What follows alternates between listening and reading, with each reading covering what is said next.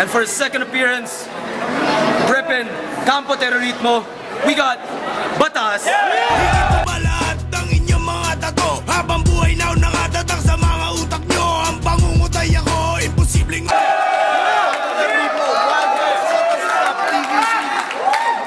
Barangay Tibay, tunay na Barangay Tibay. All in there. Head. All in there. Pili muna. Alright, 1 minute. Respect the MCs. Respect. Let's go. Mga chong! Huwag nyo naman sana isipin ako nagiging mata pobre. Pero wala talaga ang magagawa dito kundi bumaba sa level ng isang pulube. Ang kalaban ko nga pala si Delo, grupo niya Squatter House mga pare. Pero tanong lang paano magkakabahay ang isang squatter? Ibig sabihin yan, hindi ka lang pala jolog isa ka ding tangat kalahati. Pwede naman pala tamang bahay ng daga. At kung hip-hop ay ghetto, taong grasa bagay na bagay ka nga. Pwede na naman parang humalong darile, siguro nga buhay mo yun na storya. Hindi dahil sa nakakatawa ka, kundi dahil buhay mo isa lang malaking patawa. Pati na rin yung mukha. Actually, starring ka talaga sa Humalong Darinas, diba? Sino ka pala doon? Isa sa mga sunog baga. Para ka talaga si Dolphy sa kanyang pagkukomedya. Estilo yung pareho sinauna at makaluma. Sobrang laos na. Kaya kung magmamayabang ka rin lang tungkol sa Comedy Rap Award na nakuha mo sa Donggalo, mag-isip-isip ka muna pare ko. Malamang-lamang hindi mo nakuha to dahil siya yung liriko sa mga kanta mo. Sigurado ako sobrang na-laugh trip pala sila sa pagmumukha mo. Time. Yeah! Kamusta sila? Time. 1 minute. Squatter! Tagala squatter! Pulube, jolog, kadire! Ang ina, bobo, pangit, mabaho, amoy ihi! Squatter!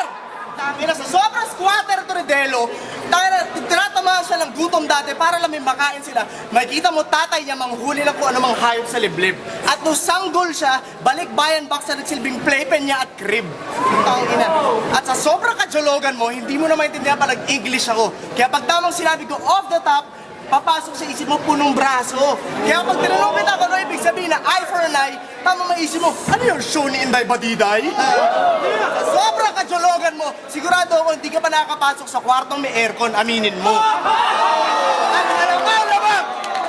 At malamang, nang hold up ka pa kanina ng kusino para lang makapunta ka dito. Tangina, at sa sobrang kaswakingan na Toridelo, nakakain na siya ng baka tuwing Pasko o tuwing okasyon. At eto yan mga chong, pinakamurang dilatang corn beef lang yon. Round 2. 1 minute.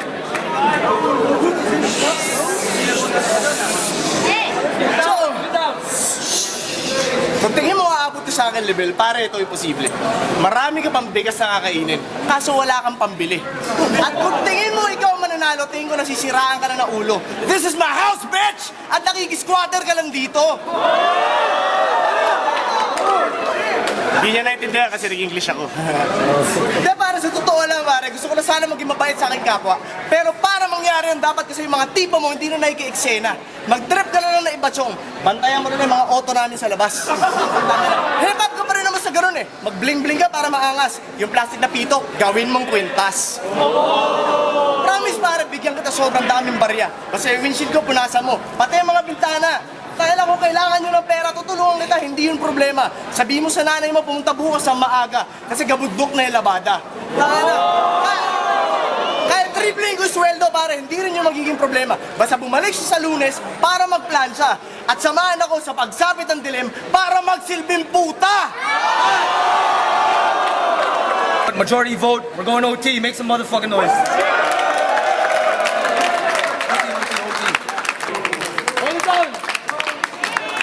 Last round, Batas. 1 minute. Hey, Let's go. everybody shut up! Hello, pare. Sa totoo lang, lugi ako kung basin natin pagiging teknikalan lang ng liriko. Kailangan ko kasing simple ang mga linya ko para lang mas maintindihan nito. Kasi bobo. Pero Choco, tungkol lang to sa insultuhan natin dalawa. Tangina, kawawa sa akin to kasi lahat ng pwede laitin makikita na sa kanyang muka. Ako simple lang naman, parang hip-hop na Brandon Boy. Balita ako yung crew nyo tinawag ng Mongol Unit. Tingin mo bakit? Kasi lahat puro mukhang Mongoloid. Saka balita ako may mixtape daw si Delo na pinamagatang Evolution. Anong rason? It made me think. Siguro kwento to na evolusyon ng tao at siya yung missing link. Pero dahil sa'yo, naintindihan ko lahat ng biglaan. Tangina, unang kita ko pala sa'yo kanina pa raw, tangina shit, abominable snowman! Kaya pare, tanggapin mo na sa isang bagay ka lang makakalamang sa aking kaibigan. E saan pa ba? Di syempre sa papangitan.